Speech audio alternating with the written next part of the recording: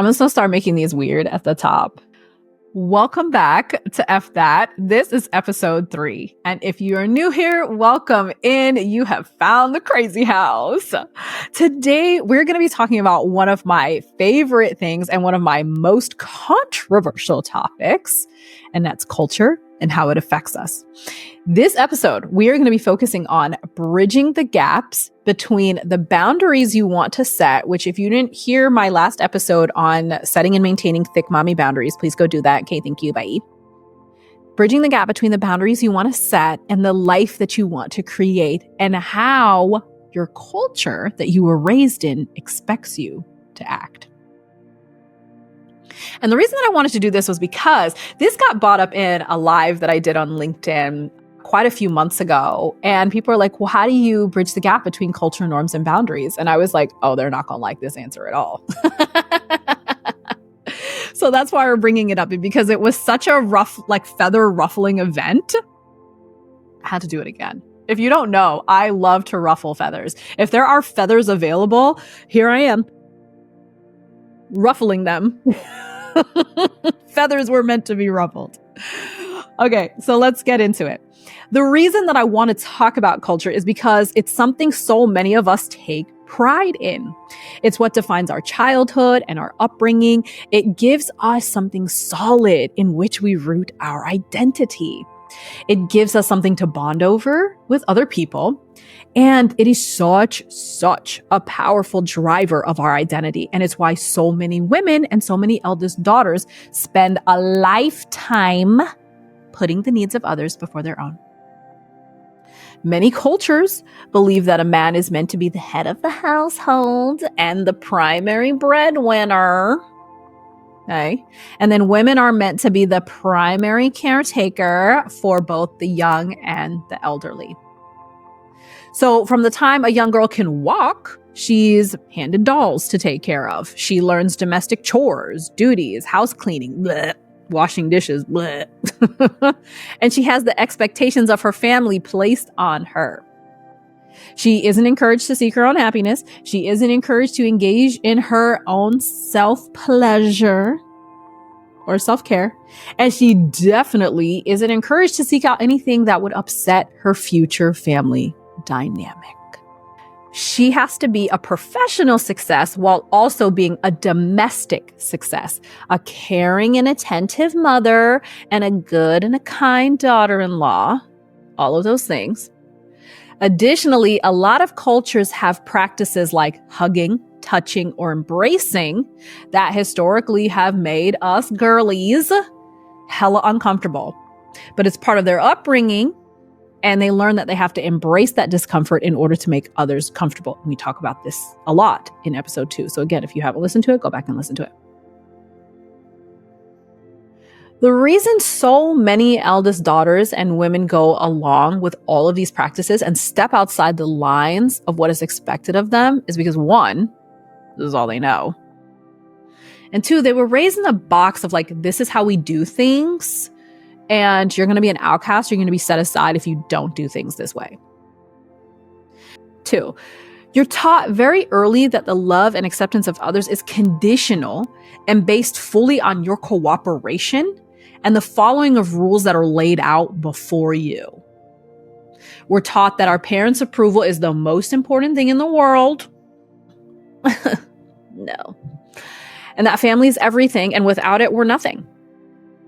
Come on, tell me, hello. Who is it? Is that, it's not John Cena. Who says it? You guys gotta help me out. We're family. From Fast and the Furious. We're family. Everything is about family. And without family, you're nothing. That's not true. So from a very young age, our lives are outlined in these rules of keeping everyone around us happy so that they won't leave us.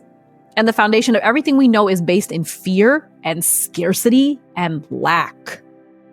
Which I don't know about you. I don't really like that. That's not for me. The impact of scarcity, lack, and conditioned-based love is so much bigger than you think, babe. So much bigger than you think. It is affecting you in so many parts of your life you don't even realize. Seeking the approval of your parents from a young age means then seeking the approval of friends and lovers as you get old. Being seen as a caretaker shifts your energy to that of needing to take care of people and like fixing other people. And it's like, think about it. How many fixer-upper lovers have you attracted? How many partners have you had that you felt like you had to fix? And you're like, oh, they would be so great if they just acted like this. And then you feel like, oh, I can fix them. Love fixes everything. Trash. No. People-pleasing has left you at the mercy of your toxic workplace and relationships for so long, you truly believe that everyone else's happiness has to be put before your own. You've spent so much of your life living for the glory and happiness of others that you don't even know who the hell you are, what the fuck makes you happy, or how much power you have because you've given it all away to so many other people. And yes, all of this comes down to your culture. So I'll talk to you about me really quick. And I'll be honest, I didn't grow up in a traditional cultural environment. I'm mixed and I grew up largely in white spaces, but my mom, who's white, had a lot of Black friends and friends of color who we spent a ton of time with. It's funny, I had this green beaver, his name is Boom Beam, and I recently parted ways with him after having him my whole entire childhood. And I got him from the people who lived upstairs from us, who were Filipino. And they just gave me this big green beaver. And I witnessed a lot of cultural norms with them that I was like, that seems weird. And I remember my mom yearning to be accepted by literally anyone who she met, that she would act so accordingly when people, like different people were around, and even mimic their rules. So much so, like my mom wasn't someone who naturally felt inclined to spank us as kids, but anytime we went more than a week in the South with her like adopted brothers and sisters who were all Black, she would pick up a belt, way more. And when we got home for the first few weeks, she would discipline us by spanking us more because she thought that if she had undisciplined children, her adopted family would disown her. So she needed to conform. And no, these are not things that I have ever confirmed with her. These are just realizations that I have come to. These are observations that I have made because I'm a projector and I see every fucking thing. When we spent time around my mom's blood relatives, all they ever did was fuss and fight and yell at each other. And I literally thought that's what family was. And that's how you express love. But it made me so uncomfortable. It gave me so much anxiety. I fucking hated being around her family because all they did was fight. It was so tragic. And I grew up in New York City, which is a giant melting pot for first and second generation kids. And my spidey senses picked up on so much being around all of these different cultures. Because again, I'm a projector and I see everything. Our landlords in one apartment, they were Nigerian and they had one daughter who was the oldest of their 3 children. And you could always sense the responsibility she felt to her younger brothers. And we both had strict religious homes, like which adds so much fuel to the fire. And you're talking about culture and then you bringing in religion to boot. Oh, God. Like it makes it so much worse. And she even grew up to be a doctor. She's a doctor now. Our neighbors in a different apartment were Indonesian. And the amount of time I wanted to spend playing with their kids was always cut in half because they were learning domestic duties like cooking and cleaning and laundry. And we were like 6 years old. Like we weren't even that old. My 2 best friends in 6th grade were from Egypt and Mali. And I could always feel the sense of responsibility they had towards their younger siblings and the weight of being successful in their education. And you can guess that both of them are wildly successful now.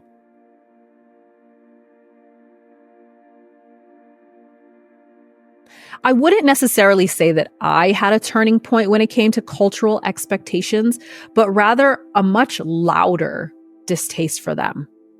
I realized, and I want you to write this down. Pause this episode if you have to and get a piece of pen and paper, but I want you to write this part down.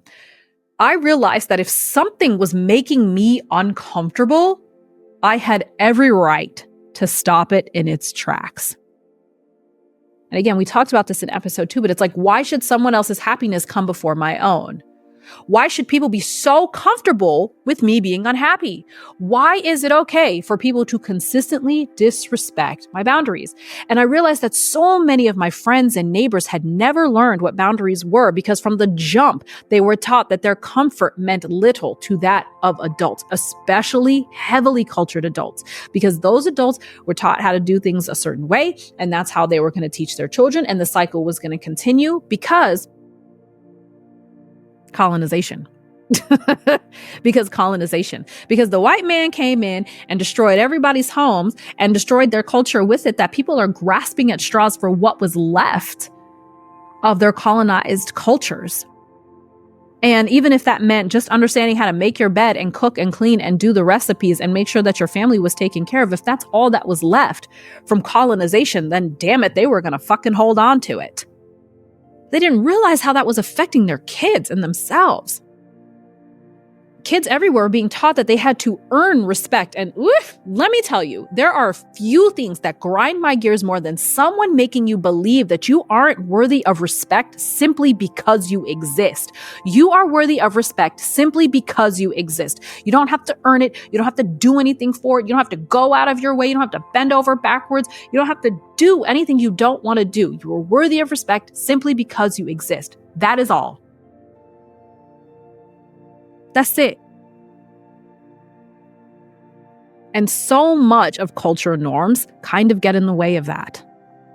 They make you feel like, oh no, like, like the kids' table. Y'all remember the kids' table growing up? You had to sit at the kids' table. You couldn't be at the adults' table until you reached a certain age. But then they always wondered why you didn't know adult things. It's because like you guys were so busy isolating us at the kids' table that you didn't teach us anything worth knowing.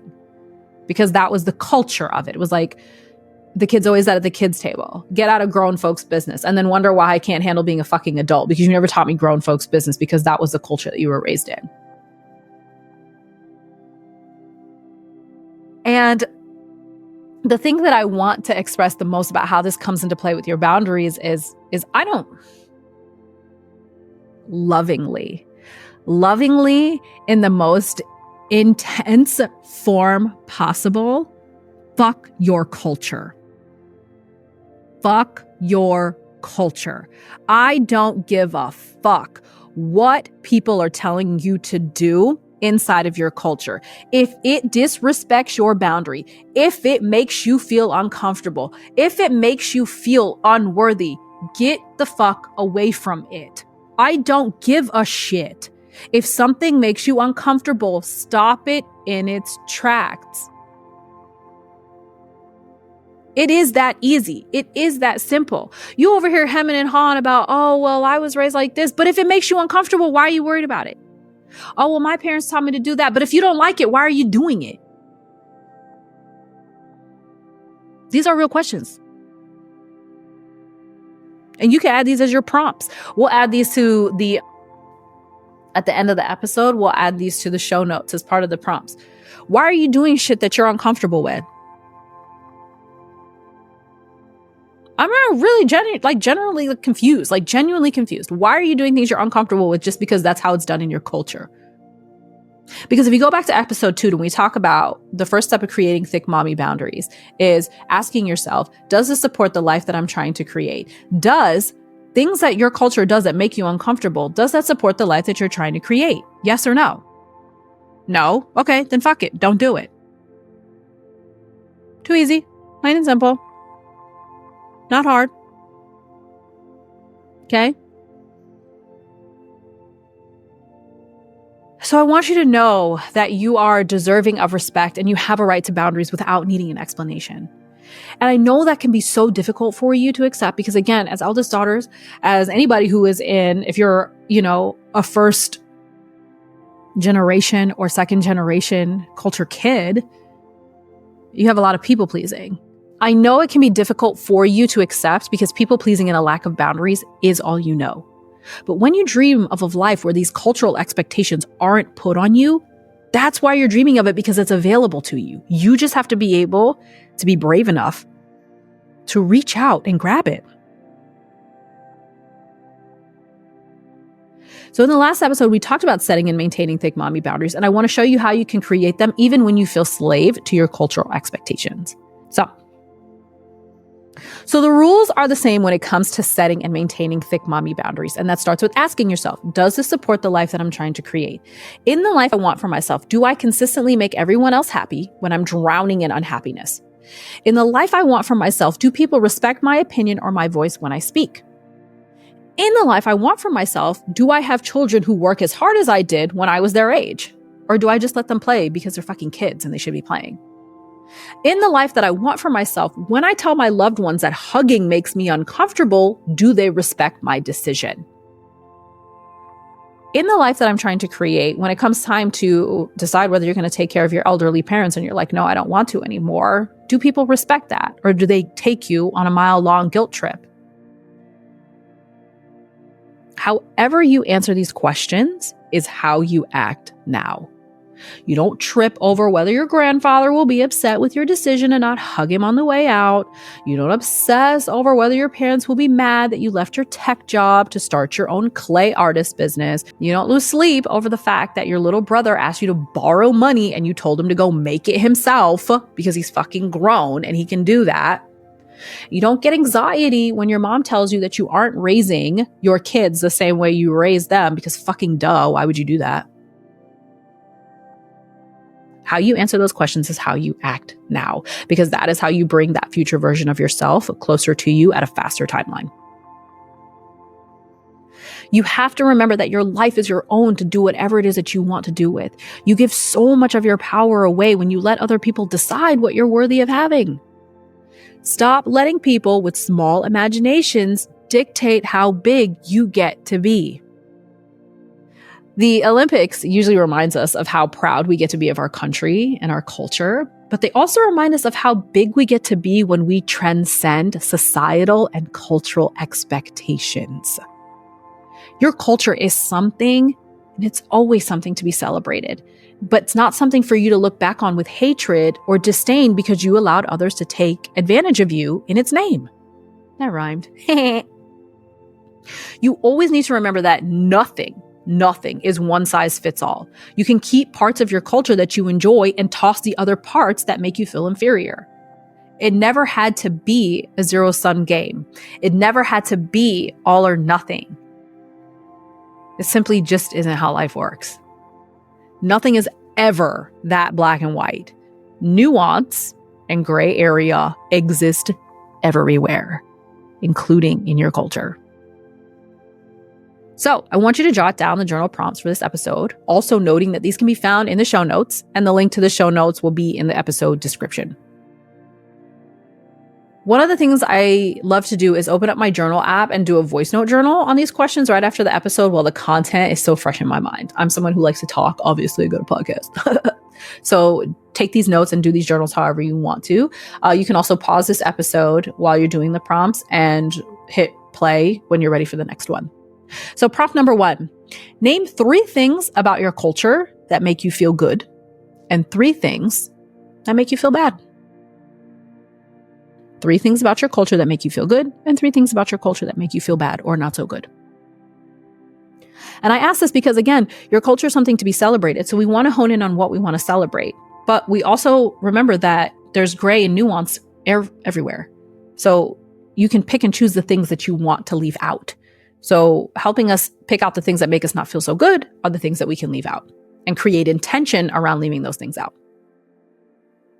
Prompt number 2, the 3 things that made you feel not so good, the 3 things that made you feel bad, why do you hold on to them knowing that they bring down your self-worth or strain your boundaries? I'll repeat. The 3 things that made you feel not so good, why do you hold on to them knowing that they bring down your self-worth or strain your boundaries? Because right now you're irrationally afraid to lose something by holding on to them. So we've got to figure out why you hold on to them. And the last prompt, we're going to do 3 today because this is a heavy-hitting topic. How can you find nuance within your culture in a way that gives you more personal power? How can you find nuance within your culture in a way that gives you more personal power? Really sit with that one, okay? And remember that you can find the show notes at my website, thefccoach.com, and the link will be in the episode description. So I want to thank you for tuning into this episode of F That. My goal for you is always to encourage you to seize more of your personal power and cash flow. I need it on time. Okay. In a way that feels so good for you. Speaking of cash, my money. On the next episode, we are going to be talking about how being rich isn't a bad thing. So many of our broke ass parents and grandparents villainized having money. And now we subconsciously push it away because just like with our culture, we are still seeking their approval. And in that episode, we're going to tear that belief to shreds. Because seriously, fuck that. I want all the cash and nobody is going to fucking stop me. If you found this episode helpful, please subscribe, rate, and leave a review. Share it with someone you know is going to benefit from it because I know you know someone who will benefit from it. You are seen, you are loved, you are powerful, you are deserving of everything your heart desires, and you are worthy. Until next time.